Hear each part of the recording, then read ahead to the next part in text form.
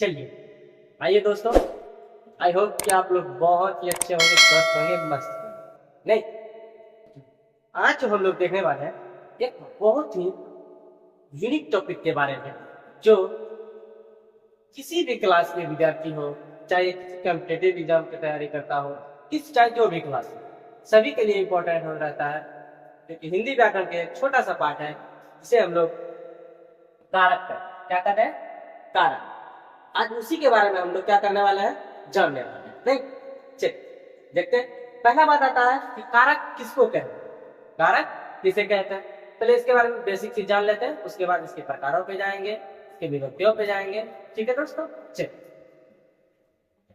पहला इसकी परिभाषा के बारे में जाने तो परिभाषा क्या दिया गया है, संज्ञा या सर्वनाम के जिस रूप से वाक्य के अन्य शब्दों के साथ उसका संबंध सूचित हो, उसे कारक कहते हैं। क्या कहते हैं उसे, कारक। इसमें कुछ नहीं देखना था, क्या मैं थोड़ी सी बात, संज्ञा या सर्वनाम कुछ भी हो, जिस रूप से वाक्य के अन्य शब्दों के साथ उसका संबंध सूचित हो, कुछ संबंध सूचित करता हो, उसे क्या कहते हैं, कारक। चलिए उदाहरण के तरह देखते हैं। क्या देंगे, उदाहरण पे वाक्य लिया हम लोग, श्री रामचंद्र ने खारे जल पे समुद्र पर बंदरों से पुल बनवा दिया। बंदरों से क्या कर दिया, पुल बनवा दिया।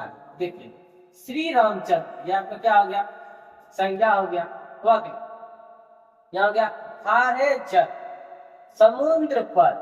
देखिए क्या आपस में संबंध जुड़ रहा है, वही तो यहाँ लिखा गया। क्या लिखा गया, अन्य शब्दों के साथ, संज्ञा या सर्वनाम के जिस रूप से वाक्य के अन्य शब्दों के साथ उसका संबंध सूचित हो। इसका संबंध, इसे सूचित करने के लिए क्या आया बीच में, ने आ गया, आया कि नहीं, उसको उसी की तरह देखिए, समुद्र पर बंदरों से पुल बनवा दिया। तो यह क्या करते हैं, आपस में संज्ञा सर्वनाम के वाक्यों को अन्य शब्दों के साथ क्या करते हैं, सूचित करते हैं। चलिए अगला देखते हैं। अगला कारक का प्रमुख संबंध किससे, कार्य से, कारक का प्रमुख संबंध कार्य से, इसका मतलब क्रिया, कार्य से मुझे होता है समझना, क्रिया समझना, क्रिया से है। हिंदी में कुल 8 कारक होते हैं। हिंदी में कुल कितने कारक होते हैं, तो ये 8 कारक होते हैं।